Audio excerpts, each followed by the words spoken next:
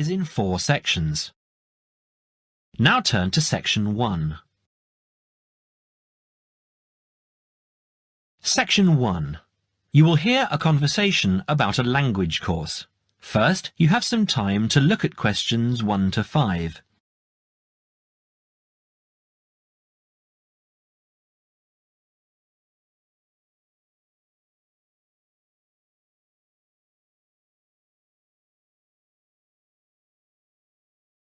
You will see that there is an example that has been done for you. On this occasion only, the conversation relating to this will be played first. Good morning, Borgheimer language courses. How may I help you? Oh yes, I contacted you some time ago about following a German course in Germany, and you advised me to take your placement test before we go any further. Well, I've done that now, so I'd like to go ahead with booking the course for this summer, if that's possible. Certainly, sir. You said you took the placement test. What was the result? I was placed at the O3 level. O3. Right. That's lower intermediate. Fine, Mr.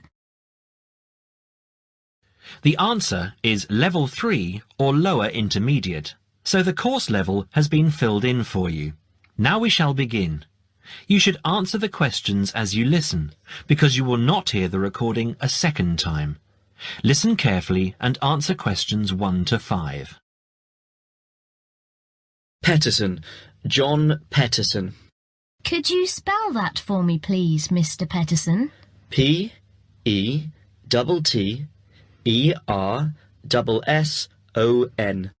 That's a double T and a double S.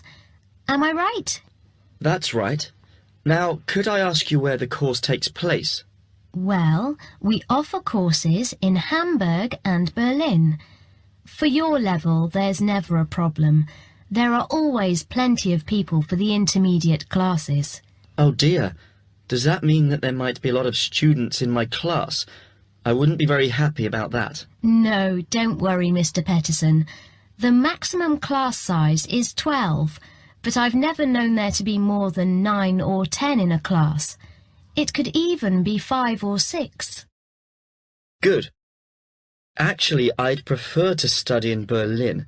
And how long is the course? 3 weeks, 5 hours a day. 2 hours only on Saturday. Sundays free. I see. And what about accommodation? There you have a choice, Mr. Petterson. You can either stay with a German family who are used to having such guests, or you can stay on the university campus, or we can book you into a nearby bed and breakfast. Is there a big difference in price? Not really. Staying with the family works out the cheapest, and the bed and breakfast is a bit more money. Staying on the university campus comes somewhere between the two price-wise, but Berlin is not too expensive anyway. Which do you recommend? Well, if you want to practice your German and be part of a German family, I would recommend staying with a family. Our families are all hand-picked, and we've never had any sort of complaint. Yes, I'll probably do that then. What are the dates of the course? The first summer course starts on the 1st of June in Hamburg and a week later in Berlin, which is what would concern you as you have chosen the Berlin course. That's the 8th of June. The next course would begin on the 2nd of July and then... The 2nd of July course would be perfect for me. Can you put me down for it now? Certainly, Mr. Petterson. Can I have your address, please? 26 Mayfield Drive, Orpington, Kent. I'm afraid I can't remember the postal code. Don't worry, Mr. Petterson. I'll check on it. Before you hear the rest of the conversation, you have some time to look at questions 6 to 10.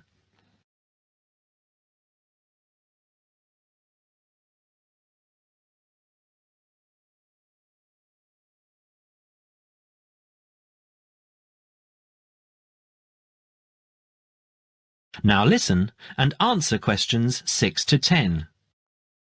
There are a couple of other things I'd like to ask. Certainly. What do I need to bring on the course? Well, apart from the obvious, you'll need our textbooks. I'll email you the name and publisher. You should be able to find it in your local bookstore.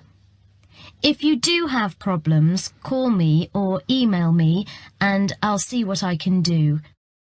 We provide the computers, computer disks, translation exercises and all that sort of thing, but you will need a good dictionary. We recommend Langenscheidt, which is more than adequate for your level. You don't have to go and spend a lot of money on an expensive dictionary. Not yet, anyway. Maybe you will when your German reaches a very high standard. That would be very nice. Now, finally, what about the cost of the course? And how do I pay? Would you like to pay that in pounds or in euros? Euros would be fine. In that case, it's 550 euros. You can pay by credit card if you like. Oh dear, I'm afraid I haven't got a credit card. How else can I pay? That's not a problem, Mr. Peterson. You can pay by bank transfer. Fine. By the way, I forgot to mention I am a full-time student. Have you got a student card? Oh, yes. Then that does make a difference, you'll be pleased to hear. You are entitled to 35% off the full price. And if you can persuade a few people to join you, it would work out even cheaper. How do you mean exactly? Well, for every 5 people you find, 1 goes free. In other words, if there are 6 of you, you get 1 free course. Of course, in reality, you would divide up the savings amongst you, presumably. Right. Well, I'll see what I can do. Thank you. Not at all, Mr. Peterson, and I'm sure you'll enjoy the course. There are, of course, sightseeing possibilities. Would you like me to send you our brochure describing them? Yes, thank you. I'd appreciate that. Anyway, thanks for your help. If I want to call back, who do I ask for? Susanna. I'm here most of the time. That is the end of section 1. You now have half a minute to check your answers.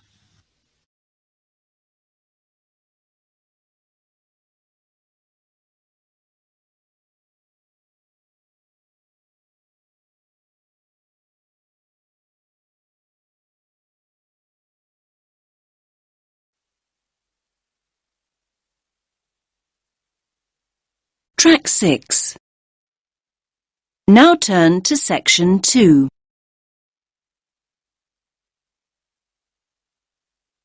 You will hear a guide talking about a tourist programme. First, you have some time to look at questions 11 to 14.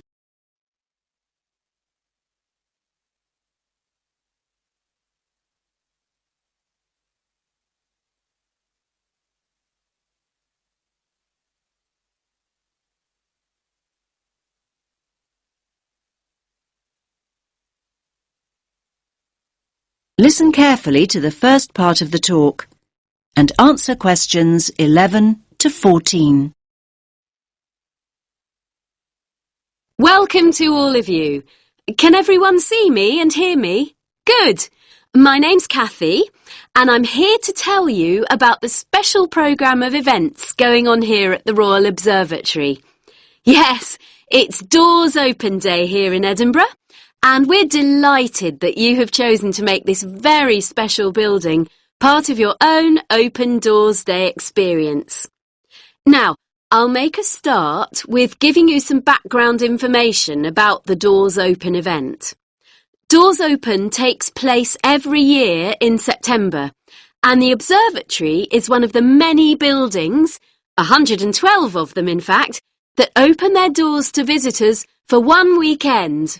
And yes, there's absolutely no charge. It's all completely free. The observatory has been involved in this event for more than 20 years. And every year, we attract more and more visitors, like you, who want to find out more about great buildings in the city. And hopefully, you'll leave with a better understanding of the universe too. OK, now let's run through today's programme of events. There are many activities to choose from, so make sure you make the most of your visit. Now, there will be planetarium shows throughout the day. Now, these will run 4 times, both today and tomorrow, Sunday. These are popular, so please note that we're operating a booking system for these shows. Tickets for the 2 shows we're running this morning, the first showing at 10:30 and the second at 11:30, will be available on a first-come, first-served basis, here at the information point. Tickets for the 2 afternoon shows at 2 p.m. and then at 3 p.m. will be released later on at midday. So booking is essential as spaces go very quickly. Now you have some time to look at questions 15 to 20.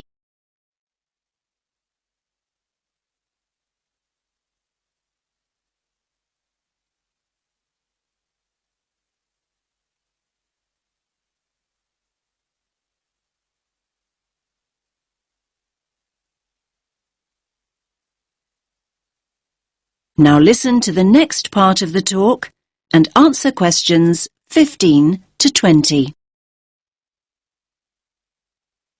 We also have some special tours of the observatory available.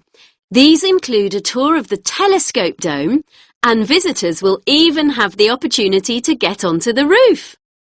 I hope that those of you who are interested are wearing your most comfortable shoes and that you can keep up the pace. It will be worth the effort of climbing all these stairs. You'll have stunning views over the city when you reach the top. Now, for those of you who want to take things at a more leisurely pace, there will be an opportunity to visit the Crawford collection and learn about the instruments that have been built here, and there will also be some items from the collection on view. For those of you who don't already know, the Crawford collection is an astronomical library. And not only that, it ranks as one of the most important astronomical libraries in the world. You are promised a real treat here. And it's great to have so many younger visitors here today. Now, we have a craft workshop for children here in the visitor centre where they can make their very own model of a telescope and colour their very own planet. Please note that all children must be accompanied by an adult. So, as you can see, it's a pretty full timetable and there's a lot going on. Now, any questions? That is the end of section 2. You now have half a minute to check your answers.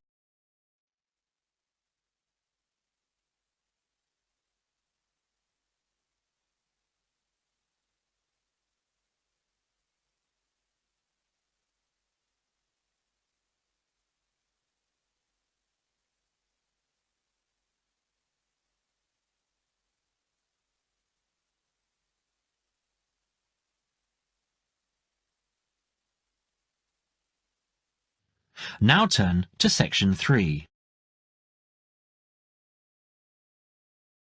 Section 3. You will hear a conversation between a tutor and 2 students, Amanda and Jake. First, you have some time to look at questions 21 to 25.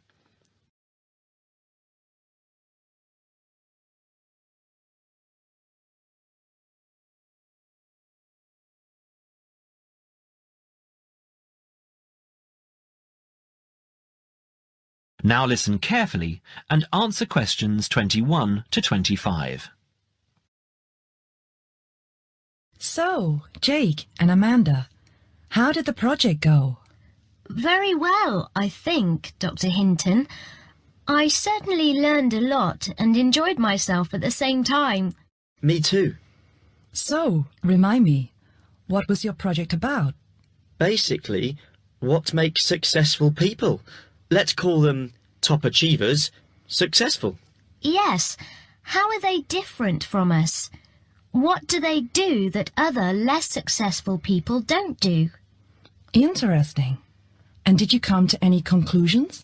Quite a few, actually. Good. Share some with me then. Well, I'd always thought that a top achiever would be the sort of person who would bring work home every night and slave over it. But it appears not. Those types tend to peak early and then go into decline. They become addicted to work itself, with much less concern for results. We found that high achievers were certainly ready to work hard, but within strict limits. They knew how to relax, could leave their work at the office, prized close friends and family life, and spent a healthy amount of time with their children and friends. There's a lesson for us all there. Anyway, go on. It's also very important to choose a career which you enjoy, not just one that pays well or which assures you of a pension many years down the line. Surely that's important though, Amanda. Yes, I agree, but being happy in your work is far more important than anything else. Top achievers spend over 2/3 of their working hours on doing work they truly prefer, and only 1/3 on disliked chores. They want internal satisfaction, not just external rewards such as pay rises and promotions. Before you hear the rest of the conversation, you have some time to look at questions 26 to 30.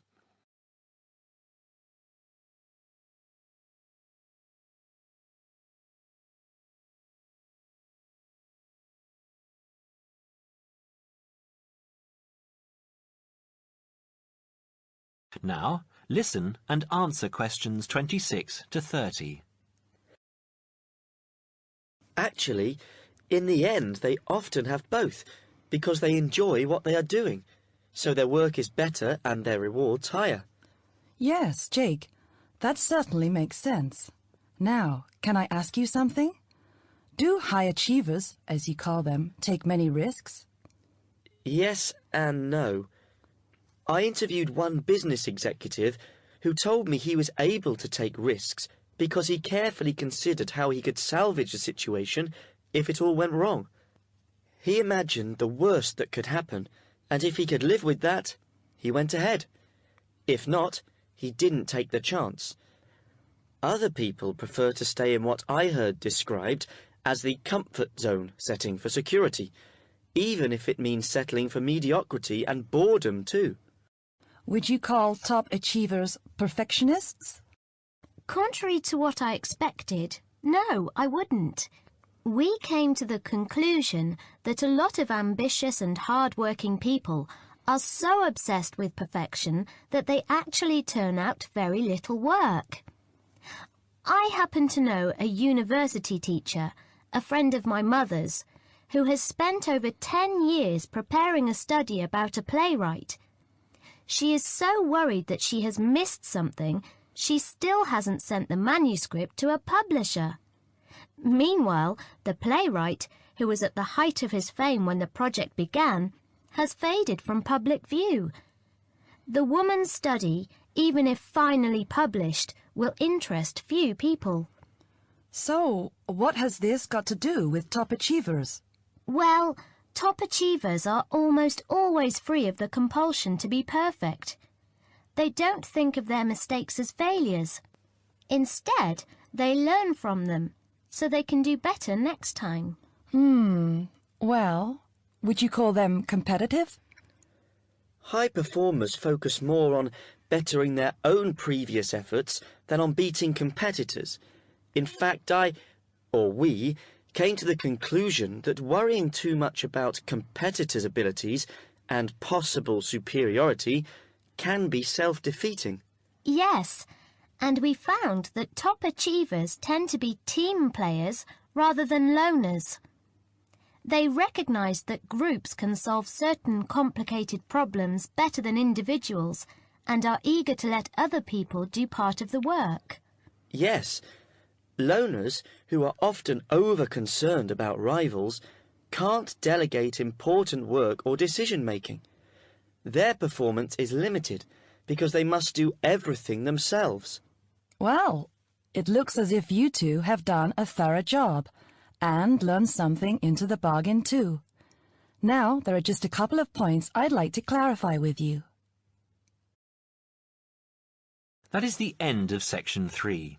You now have half a minute to check your answers.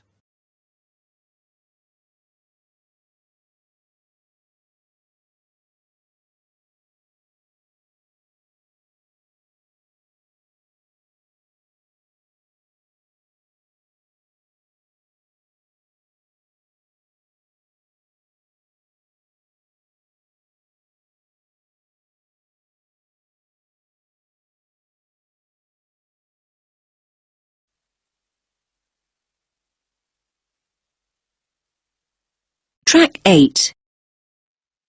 Now turn to section 4.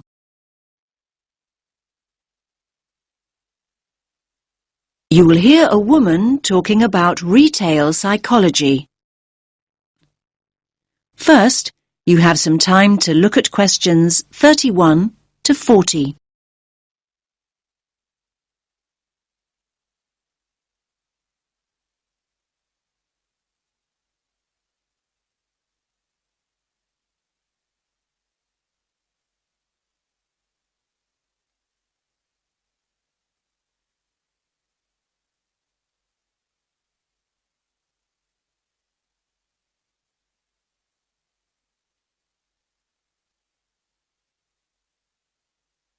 Listen carefully to the talk and answer questions 31 to 40. Hello everyone. Let's get started on the final lecture in our module on retail psychology. Today we're going to focus on supermarket layouts and how retailers display their products to encourage us as customers to spend as much of our money as possible.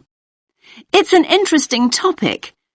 Now, most of us don't actually realise that the layout is deliberately designed to make us part with our money. But in fact, millions of pounds are spent on research into the psychology of shoppers and what motivates us to buy. So, let's have a look at an actual supermarket layout. Now, here's the entrance to the store, just here. This area immediately around the entrance is what retailers refer to as the decompression zone or the dead zone. This is where the customers recover from the environment outside. And by that I mean this is where they adjust. For example, the place where they might put their keys in their pockets or take off their sunglasses, these kinds of things. So, what do you notice about this area? It's very empty, isn't it? Yes, it's pretty much clear of stock altogether. This area is not designed or used to sell us anything.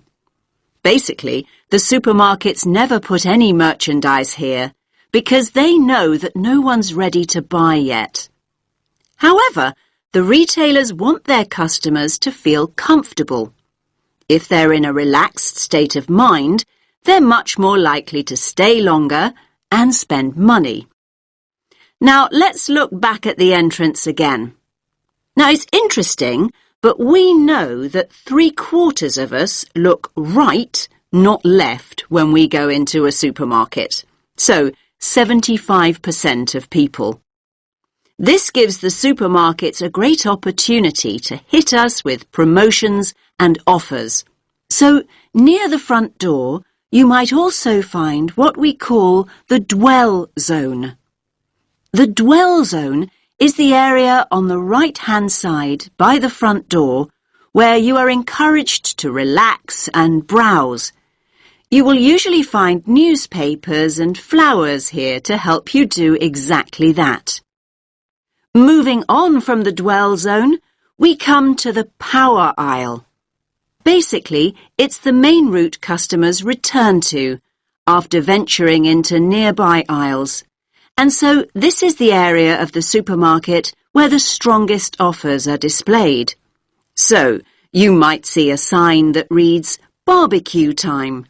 and you'll see all the items you could possibly need for a barbecue. The charcoal, the sauces, the skewers and the drinks, everything you need, all in one place. Were you planning a barbecue before you went shopping? Do you even have a garden? Yes, the power aisle has a very powerful effect on sales, even though most of us don't even realise we are being sold to here.